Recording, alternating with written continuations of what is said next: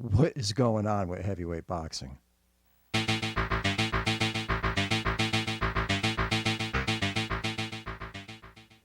everybody. I just got done watching the fight between Jonathan Rice and Michael Coffie. And I got to say, I was alarmed how bad it was and how really bad the commentating was, trying to sell the people that this was a good fight between good fighters.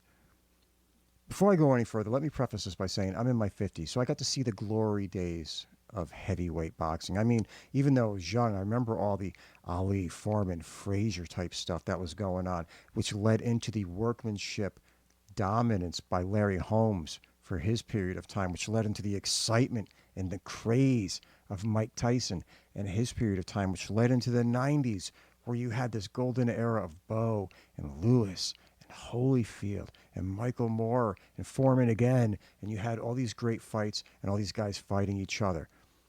It was a golden moment.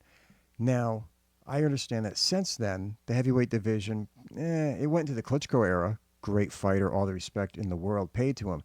But let's face it, it was boring watching Vladimir smack around a bunch of no-hopers for a decade and just steamroll the division like it wasn't really even there.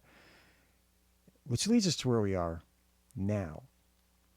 Let's face reality. Outside of the big three, Anthony Joshua, Tyson Fury, Deontay Wilder, what do you really have in the heavyweight division?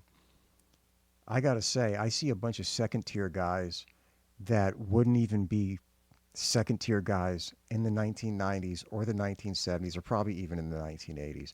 Not being mean, it's just the way it is. People say to me, oh, well, you got Dillian White. Dillian White doesn't look like anything special to me. After what happened with Povetkin, what happened with Joshua, I just don't see anything taking place there. Joseph Parker, nice guy, but is he anybody that I find exciting that I think is going to take over a division? I think it's a threat to the other big three. No. I mean, nobody even knows how damn old Ortiz is, so why he's still floating around? Does anybody really care?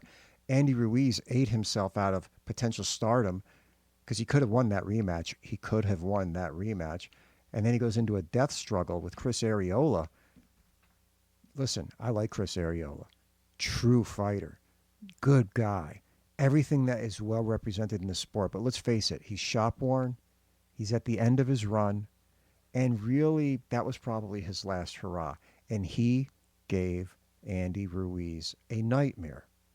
Kind of ironic because of his nickname. But that's the point. That shouldn't have happened. So when you look at the heavyweight picture, outside of the big three, it's pretty abysmal. Which leads us to the fight that I watched on Saturday night. The Jonathan Rice, Michael Coffie fight that they were trying to sell as being like, oh, these ignore their records. These are two guys that are good fighters and blah, blah, blah, blah.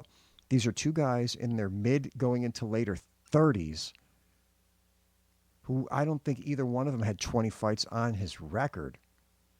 And it showed. Jonathan Rice, every time he would throw a combination or any kind of punches, he would half knock himself off balance. And when it really showed is when he tried to slip punches, he would half knock himself off of balance. It was ridiculous. Then you got Coffee. I don't even know if this guy's ever had a boxing lesson in his entire goddamn life.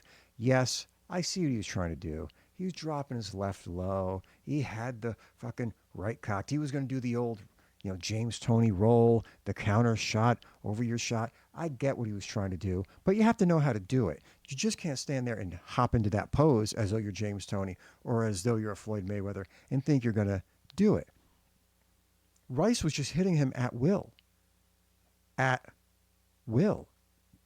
It wasn't even competition. I don't even know how to put it into words. I mean, this guy didn't slip. He didn't move his head. He didn't do anything. He stood at the wrong distance the entire fight. Close the gap or move back. But you're standing in no man's land, being hit repeatedly. And for some reason, that didn't go through his head. If that is indicative of what the heavyweight division is looking for, just to find guys in there to do something, it's a sad state of affairs, to say the least. Honestly, outside of the big three, which we want to see fight each other over and over and over again, and has only been happening in partial ways, there's nothing going on. There's no rising stars out there.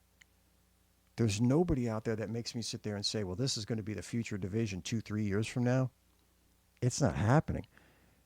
Wilder, he's in his mid-30s, and he ain't going to be around much longer because he's probably going to get the shit smacked out of him for a third time by fucking Tyson Fury. I mean, let's be realistic.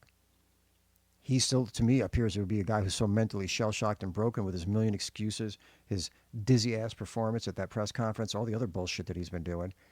I don't think there's anything left of that guy. Maybe he'll prove me wrong. Maybe we can talk about it. Who the hell knows? But right now, he looks like a guy who's running from the truth of himself. Tyson Fury, you never know what he's going to do. Fun fighter, exciting for the game, makes it interesting. Everybody loves when he sings the songs. He acts like a wild man, all this other kind of shit. Everybody loves Tyson Fury. But, he's in his 30s now, and you never know where his mental state is at. Is he going to want to keep fighting? Is he just going to disappear from the game? Is he going to retire tomorrow? Is he just going to give up the whole sport? You don't know what he's going to do from fight to fight. It makes it kind of interesting and exciting, but you don't know how much longer he's going to be around. Anthony Joshua looks the part. Big. Built like a brick shit house. Decent, all right, fundamentals. But he showed some weaknesses in that Andy Ruiz fight. And I think a lot of guys seen those weaknesses and they're going to try to exploit them. And he didn't look all that great in the Ruiz rematch. It was just that Ruiz looked worse. So my point is, right now, we're looking at a very, very, very sad point in time in the heavyweight division.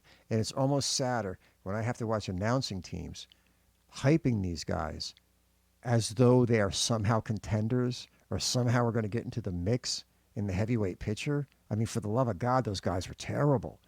They were awful. Lennox Lewis had to be sitting there saying to himself, I could get out of my chair with my Doc Martens on my feet, go into that ring and blast each one of these guys out in 2 rounds and keep moving. Those guys didn't deserve to be fucking fighting in the 1990s at all. Come on, let's face it. Even guys like Hasim Rahman or like Maskayev, they would have blasted those guys out of their moments, including half the other guys in the top 10 rankings, by the way. And the guys in the 70s probably wouldn't even have used these guys as cannon fodder for Jim. I mean, you think those guys would have lasted in sparring? No. Never. It would have been a joke. And God forbid if they went professional. Guys like Jerry Quarry would have blasted these guys into oblivion. So right now, enjoy those big 3 names you got. They're only going to be around so much longer. Because after that, your heavyweight division is going to turn into a mess, minus the Vladimir Klitschko dominant character. Literally, that's what you're going to get. You're going to get that Klitschko era without Klitschko, and it's just going to be a bunch of shit that nobody's going to really care about. They're dragging 30-something-year-old men out there that are former soldiers and basketball players and having them go at it and act like they're something. I mean, for the love of God. Anyway, that's the rant of the day. We're going to be doing videos a lot more often. We're going to try to get up 1 a week. A lot of times we're going to have my son here, who's also a huge boxing fanatic, and we're going to go over the things. I'm going to put up videos saluting the fighters of the past, especially the ones in the 70s, 80s, and 90s, that sometimes maybe didn't get all the spotlight on them retrospectively, maybe at the time. But a lot of people, when they look back, they'll talk about Roy Jones. They'll talk about this one. They'll talk about that one. How often do they bring up Virgil Hill or Prince Charles Williams or Bobby Ches? How often do you see names get dropped like Jorge Paez or Tony Lopez? How often? We're going to cover them here, and that's what we're going to do. Anyway, talk to you soon. Be good. Take care.